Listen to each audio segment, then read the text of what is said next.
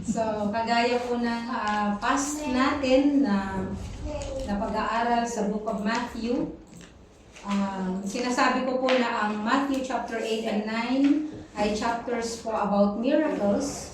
And in between every three, meron po laging lesson about discipleship. So, natapos na po yung tatlong miracles ng Panginoon. At kung titignan po natin, it was on a Sabbath. Okay? It was on a Sabbath. Pagagaling ng Panginoon sa synagogue, and after that, he met a leper, he met the centurion's wife, centurion's servant, pinagaling niya. At yung pangatlo naman ay pinagaling niya po yung mother-in-law ni Peter. And of course, we had the lesson about discipleship. Again, it's all about the crowd and the disciple. Na are you just a part of the crowd following the Lord Jesus Christ, or are you a true follower or disciple of the Lord Jesus Christ? So yung text po natin, makikita po natin ang tatlong account sa tinatawag na Synoptic Gospels. But of course, ang main text po natin matatagpuan sa Matthew chapter 8, 23 to 27. Pero may mga ibang account po na sa Mark chapter 4, 35 to 41. And yung isa po ay sa Luke 8, 22 to 25. It's all about the same event or the same situation. Pero iba-iba po yung pagkakalarawan ng mga sumulat po dito. So what's the context of this? The context is, ang sabi po dito ni Matthew, when he, referring to the Lord Jesus Christ, he got into the boat. His disciples followed him. Iniiwasan po ng Panginoon ngayon yung crowd because he wants to filter or to sift yung mga true disciples and yung part of the crowd. And according to Mark, on that day when evening came, he said to them, "Let's go over to the other side."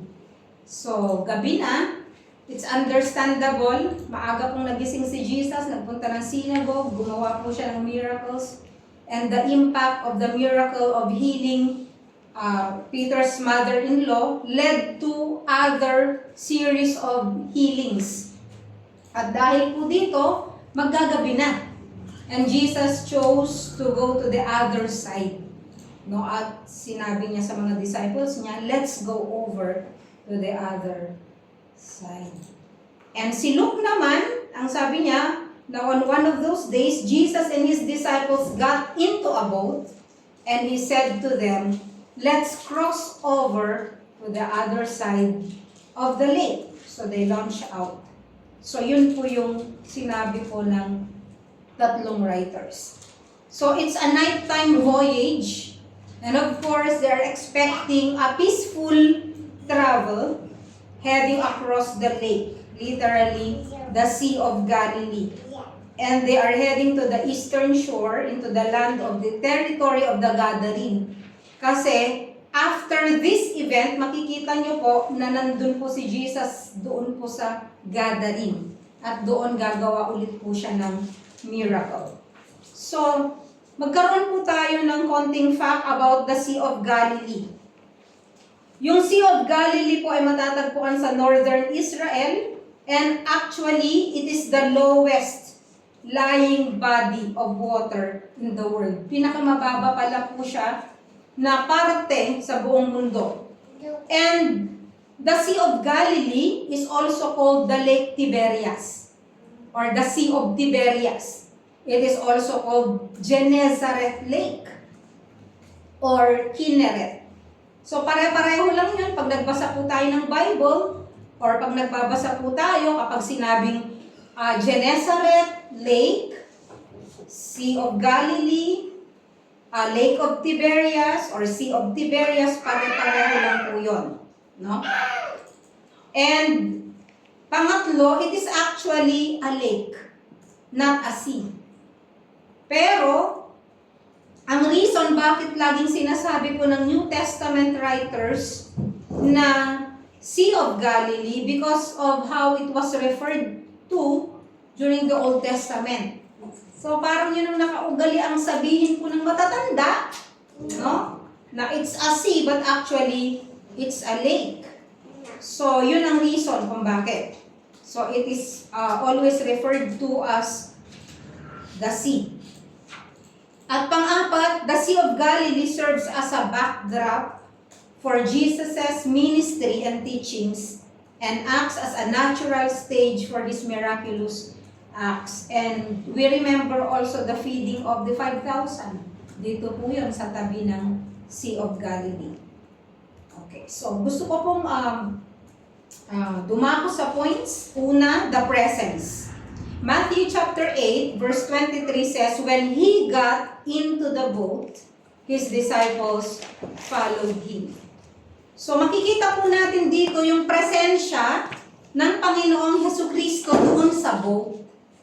Okay? Ibig sabihin, hindi niya po hinayaan na yung mga disciples ay sila lang ang nandun sa boat. Ang sabi ng Bible, He got into the boat. Siya po mismo ang pumunta sa boat at sinundan po siya ng kanyang mga disciples. And by the way, dun po sa Matthew 8, gusto ko pong ulitin, yung word na follow ay napakahalaga, no? Dun sa verse 19 and verse 22, makikita po natin yung words na follow. Noon pong lumapit yung scribe sa Panginoong Hesukristo and the other disciple. So makikita po natin dito that only the disciples follow and leave the crowd. No? Sila lang po yung umaalis sa crowd at tunay na sumusunod sa Panginoon, yun po yung mga disciples. The disciples followed Jesus in the boat to go to the other side. Okay. So yung word po na disciple kasi ay matetes, na ang ibig sabihin po ay learner. So hindi ibig sabihin na nakita nyo yung word na disciple, it refers to those who are following faithfully. No? Hindi ibig sabihin po na pag nabasa nyo yung word na disciple, save sila. There are those who just follow because they are learning. Kaya yung translation po na matetes, it means learner. Ibig sabihin, a person can learn from you. Pwede siyang maging estudyante na nakikinig sa'yo, pero wala siyang relationship sa'yo. Okay? Kaya nga, pagdating po dun sa John chapter 6, ang sabi po doon, and many of the disciples followed Him no more. Ibig sabihin, sa dami ng crowd, sa dami ng mga nakikinig sa katuruan ng Panginoon, yung mga iba po ay hindi na nagpatuloy na makinig at mag-aral doon sa kanyang mga katuruan and therefore rejecting the Lord. Okay? So, gusto ko lang pong i-clarify po yun. And, pangalawa po ay the problem. Verse 24, so makita natin the presence of the Lord, that if you get into the boat, the Lord is already there. Okay? Andun ang presensya ng Diyos kasi sinusundan mo siya. Pero, ang verse 24, nagkaroon tayo ng tinatawag na the problem. What is the problem? Ang sabi dito, and behold, there arose a great storm on the sea, so that the boat was being covered with the waves. But Jesus Himself was asleep. Okay, makakakita po tayo dito ng problema. Una, the presence of God, the presence of Jesus. But even if you are with the Lord Jesus, even if the presence of the Lord is there in your life, you will always go to verse 24, which is a problem. Sino po sa inyo dito ang Kristiyano na mula nung nakakilala siya sa Panginoon, hindi na nakaranas ng problema kasi kasama niya si Jesus? Wala, di ba? Kaya hindi po totoo yung mga nagpapatotoo na sinasabi, magmula po nung nakakilala ko sa Panginoon, wala na po akong naranasang mga problema. Hindi po totoo yun. Marami pa po tayong nararanasang problema. Because even the disciples, they got into the boat and still there arose a great storm on the sea. The other translations said, there developed. May word na develop. Okay? Doon sa Mark chapter 4, ang sabi po dito, and a fierce gale of wind developed. Na-develop. And sabi niya dito, the waves were breaking over the boat so much that the boat was already filling with water. Parang ikaw malulunod ka na. At doon sa Luke, ang sabi dito, but as they were sailing along, he fell asleep. And a fierce gale of wind descended on the lake, and they began to be swamped and to be in danger. Yun po yung pagkaka-describe ng mga writers sa Synoptic Gospels. So yun po yung unang problema, nagkaroon ng storm. Okay na sana kasama nila ang Panginoon, and the Lord is promising them that they will go to the other side of the sea or the lake. Kasi ang sabi niya, let's go to the other side. Let's cross over the other side. No? And there is the promise of Jesus' presence. But there is a problem. The first problem is the great storm. And sometimes we ask ourselves, bakit ba kasi nagkaroon ng maraming problema sa mundo? No? Of course, lagi ko pong ine-explain sa inyo ito, that we live in a fallen world. When Adam and Eve sinned, they fell into sin, the world has been experiencing a lot of troubles. Bakit? Because of the curse. The curse of the sin. And because of that, we suffer ruin. There's all kinds of things in the world, di ba? Hurricanes and earthquakes and floods, different catastrophes, ano pa? Tornadoes, landslides. In fact, only last month in the Philippines, sunod-sunod na bagyo ang naranasan. We are not new to storms. Why? Kasi po ang Pilipinas, normal na ang magka-storm. Sa statistics, around 20 storms na e-experience po ng Pilipinas taon-taon. Minsan nauubos po yung alphabet, di ba? Nauubos yung letters of the alphabet kung minsan sa isang taon because of the storms that happen doon po sa Pilipinas. Kaya kung laki kayo sa Pilipinas, makaka-relate kayo. Pag laki kayo dito, hindi kayo masyadong makarelate. Di ba? Hindi nyo alam kung paano bagyuhin. And yun po yung problema. At ang sabi po dito, great storm, ang translation niya sa Greek, megas. Megas. At yung storm, alam niyo po ba kung anong translation ng storm dito sa Greek? Sa may mga translation sa Greek, seismos. Dito po nang galing yung word na seismograph. A scientific instrument to record vibrations and measure the magnitude of an earthquake. Therefore, yung word na storm po dito, hindi lang yung umuulan. Terrible siya. It's like there's an earthquake doon sa ilalim po ng lake. Kasi ang translation po niya ng storm ay seismos, which is the shaking or earthquake, where we get the word seismograph. Yeah? Ano po yung pinakamatindi na bagyo na naranasan nyo sa inyong buhay sa Pilipinas? Kasi dito wala naman eh. Sa Pilipinas, ano po yung pinakamatindi na parang tumatak sa isip po ninyo? Na bagyo. Na bagyo. Noon pong sa 1990s, alam nyo po yung, of course, marami na pong mga lumipas na bagyo ever since the world began.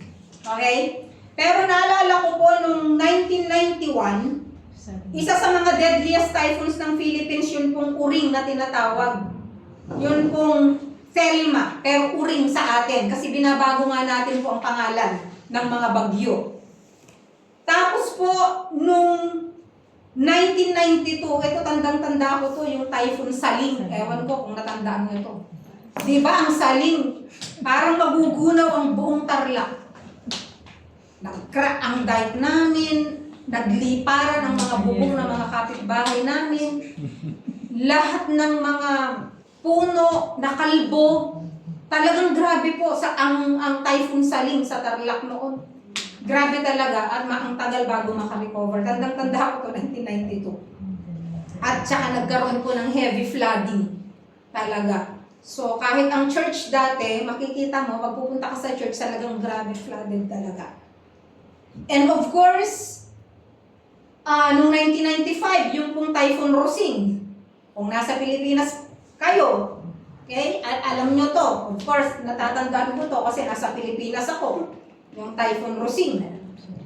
And of course po, ang pinakasikat and the strongest typhoon to make landfall causing widespread devastation. Wala po tayo sa Pilipinas pero alam po natin na matindi siya. Yun pong tinatawag na Haiyan o yung Typhoon Yolanda. Alam niyo ba na pinakamalakas yun? At pinakamatindi po yung iniwan niya na devastation, killing about 8,000 plus po ata na tao. So yun po yung problema. Nagkaroon ng storm. Sa buhay po natin, nagkakaroon ng problema kahit tayo ay Kristiyano kasi dumarating po ang bagyo na matindi sa buhay na. Alam niyo ba ang bagyo o yung pinakamatinding problema sa buhay mo, hindi mo makakalimutan yan. Pagtatanungin ko kayo, alam ko, bawat isa sa atin dito, harapin ninyo yung inyo pong katabi. Pwera siguro yung mga bata-bata pa. Nakaranas po yan ng matinding bagyo sa buhay. At tanungin mo, ano yung pinakamalala o pinakamatinding bagyo na naranasan mo sa buhay mo, hindi niya po makakalimutan yan? Hindi. Ako hindi ko makakalimutan yung pinakamatinding problema na dumating sa buhay ko na para akong babagsak. At alam ko kayo rin. No? So nagkakaroon po tayo ng typhoon sa buhay po natin. Pangalawang problema na nakikita natin dito sa verse 24. Ano po yung problema na nakikita nyo sa verse 24? Sige nga, tignan nyo. Tulog si Jesus. Jesus is asleep. No? Binabagyo ka na, natutulog pa si Jesus. Kaya nga may kanta, di ba? Si Gary V, natutulog ba ang Diyos? Natutulog ba? Kasi nga po, kapag dumarating ang bagyo sa buhay natin, pag dumarating po ang problema na matindi sa buhay natin, ang tanong agad ng tao, Lord, natutulog ka ba? Bakit ka natutulog? Of course, alam natin na hindi natutulog ang Diyos. No? Hindi pa natutulog ang Diyos, alam natin yun. Psalms 121 verse 5 says, Behold, He who watches over Israel will neither slumber nor sleep. Palitan nyo nga po yung word na Israel ng pangalan nyo. Sige, sabay-sabay natin. Behold, He who watches over will neither slumber nor sleep. Ang Diyos daw po na nagbabantay sa atin, kailanman po ay hindi matutulog. No? Kaya lang, sa insidenteng ito, ba't siya tulog? Nagtutulog-tulugan ba siya o talagang tulog siya? Okay? It is the God-man who felt tired and slept. Because of Jesus' humanity, ikaw ba naman ang magising ng madaling araw? Pumunta ka sa sinagoga, magturo ka sa mga tao, magpagaling ka ng lahat ng uri ng may sakit, magpalayas ng demonyo. Kung hindi ka ba naman mapapagod? Napagod po si Jesus. Physically, because He is in the human form. At because of that, pagdating po niya sa boat, tulog. Kayo nga kapag nagpa-flight. Dahil sa pagod ninyong paghihintay, pagdating nyo sa eroplano, tulog eh. Di ba? So it is the God-man in His humanity, ito po yung tulog. But as God, gising na gising po ang Diyos. Alam niyang nangyayari sa paligid. Alam niyang nangyayari sa buhay mo. Alam niya kung gaano katindi yung problema mo. Alam niya kung bibigay ka na. Alam po ng Diyos yan. No? So even if you are with Jesus, you are not exempt from the storms of life. Jesus allows them. No? Hinahayaan po ng Diyos ang mga bagyo sa buhay natin. And there are two responses to problems and storms. No? May dalawang response po ang tao sa bagyo. Ay ako noon, nung bumabagyo talaga, natural. Anong response? Yay, ang saya-saya. Ganun ba? Physically, nung naranasan po namin ang storm sa Pilipinas, fear. Di ba yun ang unang response panic. Ang una pong response ay panic. Why? Because of fear. Kaya nga nagpanic po ang mga disciples. Saan natin makikita yung nagpanic sila? Verse 25. Ano po ang sabi sa verse 25? And they came to Him and woke Him, saying, Save us, Lord, we are perishing. Okay. Alam niyo po ba? Karamihan ng mga disciples ni Jesus, ano po sila? Fishermen. Ito po ay mga, expert. Kilala po nila ang Sea of Galilee. Kilala nila kung paano sumpungin ang Sea of Galilee. Alam nila kung anong gagawin nila sa boat. Alam nila, experiensyado sila kung ano ang gagawin. Kaya nung time na bumagyo, maaaring sinabi nila na, ay kaya namin ito. Normal lang ito. Pero nung grabe na yung bagyo, anong ginawa ng mga fishermen? Lumapit sila sa karpintero. Di ba? The fishermen approached the carpenter. At sinabi, Lord, namamatay na kami. Namamatay na kami. Pero ang may experience po sa dagat sila. No? So, ginising sila. Eto, ang account ni Mark chapter 4, verse 38, mas detailed. Anong sabi dito? Jesus Himself was in the stern, asleep on the cushion. And they woke Him and said to Him, Teacher, do you not care that we are perishing? Alam niyo si Jesus, panatag na panatag, meron pa siyang unan eh. Di ba may cushion siya? Nandun siya sa likod ng boat. At anong sabi? Anong sabi ng mga disciples? Don't you care? Wala ba kayong pakialam sa nararanasan namin? And sometimes we say that, di ba, sa buhay natin, pag nakakaranas tayo ng problema, ang sinasabi natin, Panginoon, tulog ka ba? Pangalawa, Panginoon, wala ka bang pakialam sa nangyayari sa akin? Don't you care? Na ganito yung nararanasan ng mahal ko sa buhay, na may mga sakit, na ganito, na financially, I'm in debt, etc., etc. Wala ba kayong pakialam sa akin? Yun minsan ang tanong natin eh. No? So either ang response mo doon sa problem ay una, panic because of fear, or number 2, peace because of faith. Sino po nakakaranas ng peace dito? Si Jesus. Bakit? Ang tindi ng bagyo, imposible hindi ka magising. Kahit ikaw, mahimbing ang tulog mo, kung nag-earthquake ng matindi or bumagyo ng matindi, imposible hindi ka magigising. Tama? Si Jesus tulog na tulog.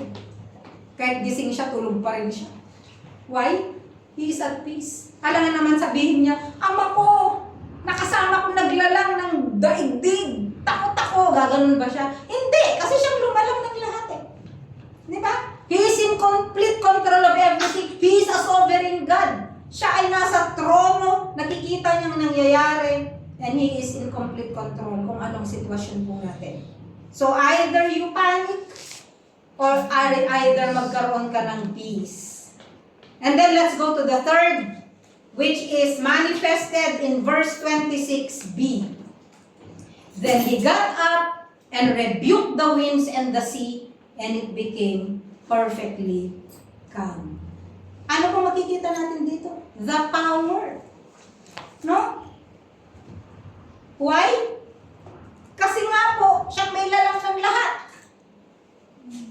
So nakita po natin kanina, the presence of Jesus in the boat. The presence. Pangalawa, the problem. Pangatlo, the power. No? Matthew is including this to prove that Jesus is the promised Messiah and He has the power over nature. Kaya nga sabi ng ibang translation, hush, be still. Alam mo yun? Parang sinabi lang na shh, huwag kayo maingay. Or, tumahimik ka. Tumahimik ang bagyo at ang dagat. No? Hindi ba kayang gawin ng Diyos yan sa buhay natin? Kaya niya. Kaya lang, meron siyang tinuturo sa atin. Tinuturuan po niya yung mga disciples. Kung papansinin niyo, mga disciples, sa tingin ko dito, they relied first on their experience. They relied first on their abilities. Bagyo ito, experyensyado ako. Alam ko, pero nung wala na silang magagawa, doon palang lumapit kay Jesus. Pero actually, sa buhay natin, maliit or malaking bagyo, maliit or malaking bagay, unahin na lumapit sa Panginoon sa lahat ng bagay. Pupunta sa hospital, mag-pray ka muna bago ka na pumunta ng hospital. Diba? Hindi ibig sabihin na hindi tayo nagre-rely sa science. Pero even God is more powerful than science.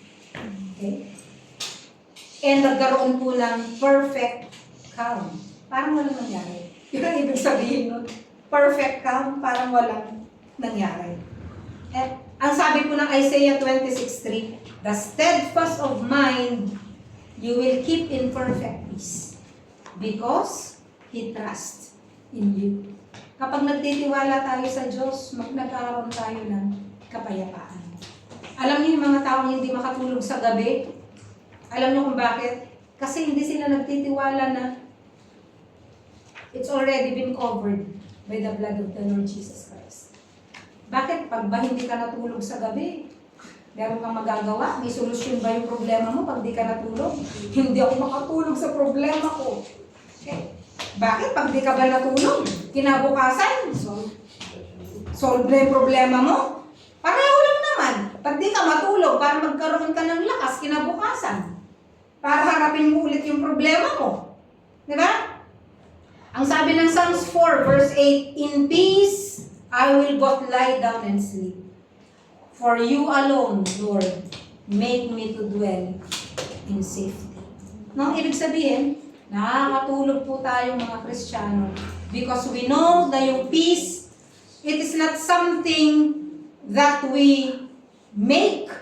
It is something that is in us as Christians na kailangan lang mag-manifest sa buhay natin. Kasi po ang sabi ng Galatians 5:22-23, but the fruit of the Spirit is love, joy, peace. Andoon na po yan sa atin because ito po ay ibinigay na po ng Holy Spirit na nagdudwell po sa atin.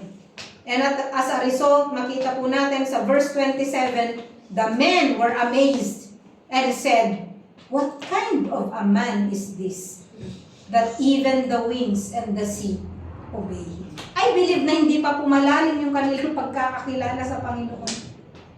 Kasi ang sabi, ano bang klaseng tao ito? Na kahit na ang mga hangin at ang dagat ay sumusunod sa Kanya. Di ba? Magtataka ka ba kung alam mo? Nakita mo? Nakita nila? Kaya nga sabi ng Panginoon, mapalad ang mga hindi nakakita sa akin, subalit nananampalataya sa akin. Bakit? Kasi nga itong mga disciples na to, ang dami na nilang nakitang himala. Di ba? Nakita nila paano gumaling yung may sakit, paano pinalayas yung mga demon possessed. Lahat nakita. And then, hindi ba nila naisip na kung napalayas niyang mga demonyo, napagaling ang may ang ketongin, napagaling ang may sakit, kaya ng Lord dito. Kung tahimik siyang natutulog, matulog din tayo. Di ba? Pero hindi, nagpanik sila, nawala sila ng peace, because hindi nag-register sa kanila kung sino si Jesus. That Jesus is God, that He has power over everything. Power over demons, power over sickness and illnesses, power over nature. Siya po makapangyarihan sa lahat. And I would like to conclude sa mga bagay na ito, that through the storm, number 1, believe in the promises of God. Ano ba promise ng Lord? Let us go and cross to the other side. Sinabi niya, let us go. Ibig sabihin, tara, tumawid tayo sa kabila. Ibig sabihin, makakarating kayo. Ibig sabihin, hindi kayo mamamatay doon sa bagyo. Di ba? Kung nag-register sa mind nila na ang sabi ni Jesus, we will cross. You will cross. That is the promise of God. Jesus promises His presence. Kanina nga ang sabi, do not fear, for I have redeemed you. I have called you by my name, you are mine. When you pass through the waters, I will be with you. And through the rivers, they will not overflow you. Yun po ang papromise ng Panginoon. Pangalawa, be assured of the presence of God. Jesus will be with us in the boat ride no matter how turbulent the storms will be in our lives. And let's be assured that we will reach our destination on the other side of the sea. Ano po yung other side of the sea? The other side of life. Habang tayong nabubuhay, we are on a journey. We are on a boat ride. And the Lord is promising us na pagkatapos ng boat ride na ito dito sa lupa, makakarating po tayo to the other side with the presence of the Lord Jesus Christ. I will be with you until the end of the age.